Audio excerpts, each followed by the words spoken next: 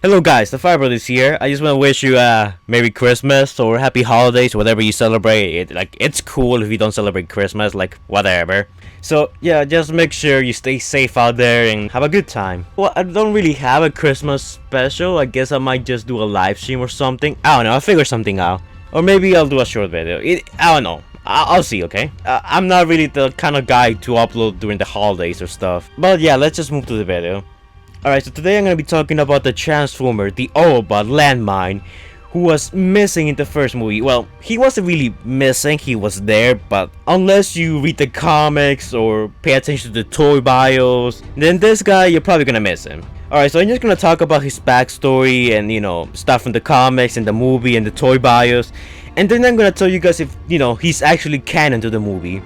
Now, his origin is a bit confusing because there's not just one landmine, there's plenty of landmines, but I will try to make it sense as I go. Alright, so a couple of months before the Battle of Mission City, when the Decepticons first landed on Earth, Sector 7 managed to recover the Decepticon named Wreckage. They reactivated him, and that was kind of a bad idea because Wreckage then turned out hostile against the humans and tried to kill them all. It was at this moment when Agent Salazar was able to come to an agreement with Wreckage. So the humans and Wreckage exchanged information, which is honestly kind of weird because the Decepticons, kind of dislike humans, so I guess Wreckage is a rare exception. I should really talk about this guy some more time. So I'm not really gonna be talking about what happens to Wreckage, but I'm gonna be talking more about Landmine. When Wreckage and the humans exchanged information, some of the information Wreckage provided to the humans allowed the Sector 7 humans to build their own Transformers. Yes, even before KSI they were doing it. They managed to build the LM-1 series of drones, or landmines as we all know them. Now after this, we jump to the moment where Starscream was, bombarding the Hoover Dam, the Sector 7 headquarters, and it turns out that while the humans were inside, Sector 7 deployed a couple of landmine drones to fight Starscream. Starscream was impressed that the humans managed to build their own Transformers. But as the landmines were engaging Starscream, they all began to fall apart. Apparently the information that Wreckage provided them wasn't completely reliable. Who would have thought? So Starscream was unimpressed with this. He then began to look for Megatron. The landmine drones were destroyed. All of them. So now you're probably wondering, but dude, how was he in the first movie? This is just a comic. I'm getting there. Now, when the humans and the Autobots were in Mission City to engage the Decepticons and try to protect the Allspark, Sector 7 had deployed many assault boogers. I hope I'm saying it right. Now, one of these vehicles will later turn into landmine, but let me explain.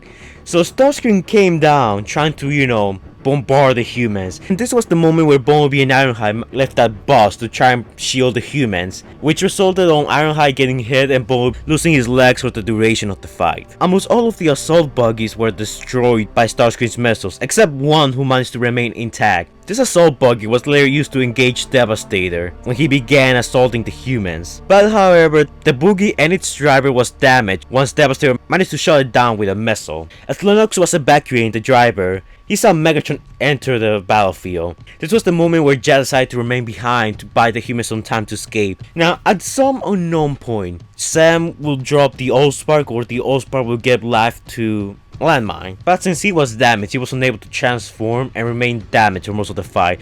So that's why we never saw him transform, or even know he was there. So after the Battle of Mission City and Megatron dying, the humans managed to find Landmine, the Doom buggy, the one that was present when Megatron showed up, and seeing that it was non-hostile, they took him back to a Cobra, Nevada base, where they paired him up with Logarm and Salvage.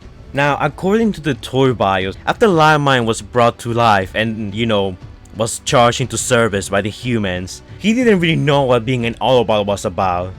And since he was just born, Ironhide decided to train him. So yeah, Ironhide was kind of his mentor and he learned a thing or two from him.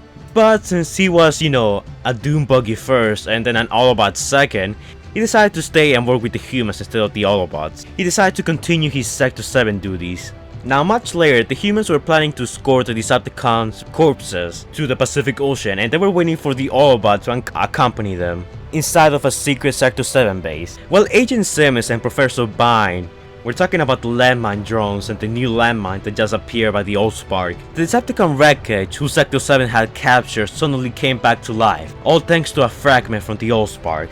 Wreckage started killing humans and destroying the base, and the Sector 7 humans were caught off guard, and they started evacuating. Just as this happened, the shard of the old Spark was dropped, and it brought back the Landmine drones that were destroyed by Starscream, bringing the 3 units to life. Not only reactivating and repairing the Landmine drones, but it also gave them life, unlike the KSI ones. The Landmine drones' first order of business was protecting the humans, seeing as they thought of them as their creators and I guess their fathers in a way, kinda like what Quintessa is to Optimus Prime. The Landmine started evacuating and protecting the humans, but unfortunately the newly born Landmines, with a lack of training and not a lot of firepower, were easily destroyed by wreckage, but at least they bought the humans time to escape. Well, and that's it for Landmine, guys, and I know this was a bit confusing because there's like 4 Landmines. We got the 3 Landmine drones who were destroyed by Starscream and then brought back by the old Spark and then destroyed by wreckage. RIP! And then we got the other Landmine that was brought to life by the old Spark and then later joined Logarm and Salvage on a Sector 7 Nevada base. So yeah, we got 4 Landmines in total. 3 are dead and the other one, the remaining one, the one that was brought back by the old Spark in Mission City, that's the one that's unknown. We don't know what happened to it. But according to the toy bios, he was trained by Ironhide. He continued his Sector 7 duties, so either he joined the Autobots or he was destroyed later on. We have another toy bio for him. It says that Rampage loves to destroy and Landmine likes being a secret agent. Basically, you know, talking about how he prefers to stay in vehicle form and be part of human operations. And it says that they both hate each other. Now, how could they both hate each other if they don't even know each other? So I'm assuming that Landmine does survive, at least until the events of Revenge of the Fallen. But after that, what happens to him is, well, unknown or up to anyone's interpretation. Now, I decided to cover this because a lot of people apparently wanted me to cover it. And also, I really enjoy how they do these kind of characters. Like, we had characters in the background which, you know, serve no purpose, so you never realize they were there until you buy their toy and see in the background it says that, oh yeah, he was brought to life by the old Spark, or read the comics and it says, oh wow, there were many other Landmines along with this one. It's kind of like a Star Wars thing, if you ask me, where any character in the background can have their own story or their, you know, or agenda or purpose or whatever. It's really interesting, and I don't know, I kind of just like Landmine. I think he has a pretty cool design, and I would have wished we could have seen him in the movie, like actually transform or something. Now, a lot of you guys might be saying that, oh, but the comics are not canon, so this character's not canon. Well, the comics do their best to fit in, and in my opinion, the comics do make the movies a whole lot better. The comics are worth their own movies, in my opinion. They're much better than what Michael Bay does. And also remember, the toys kinda, you know, mandate everything. If Hasbro says, you know, we want more toys, they're gonna kill some characters like they did in Beast Wars to introduce new ones. Or they're gonna introduce new characters in comics, kinda like they used to do for, you know, old Transformers series and stuff. So in my opinion, Landmine is canon. Of course, you can consider him to be non-canon, but in my own head canon, I like to think that he is canon. He has an interesting backstory, and I think well, at least the Landmine drones were destroyed a bit too early. As for the remaining Landmine, we don't know what happens to him. Will we ever see him again? I doubt it, because Hasbro doesn't really have a tendency to bring, you know, old characters back. I mean, look at Jolt, RC, Soundwave, Shockwave. Where are they now? Nowhere to be seen, right? But anyways, guys, let me know what you guys think. Do you guys believe that Landmine is canon? Do you guys, you know, don't believe he's canon? What are your thoughts on the Landmine drones and Landmine himself? If you guys want me to cover more stuff about the comics, make sure you comment down below, and I will be sure to make a video about it. Anyways, guys, happy holidays, stay safe out there. The Fire Brothers out.